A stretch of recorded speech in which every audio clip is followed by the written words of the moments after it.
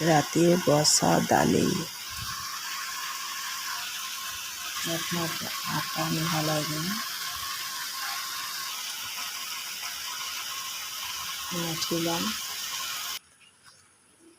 মই দালিখিনি দি আটা দি ৰুটি বনাই দিলোঁ। ইয়াত একো দিয়া নাই।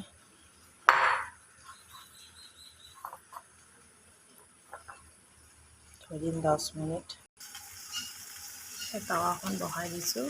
আটা লাডুটো ৰেডি হৈ গ'ল। মই বেলি ল'লোঁ। পৰ্দাখন দি দিম তাৱাত। এনেকৈ কেতিয়াবা বনাই খাই পাইছেনে? এইটো মোৰ ছোৱালীৰ টিফিনৰ কাৰণেহে বনাইছোঁ দেই। ৰাতিপুৱা চটপট ভেন্দি ভাজি হৈ আছে।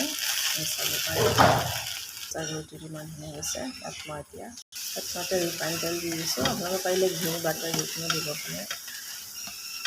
হালধি আহি গৈছে ন, কিয়নো দালি যে।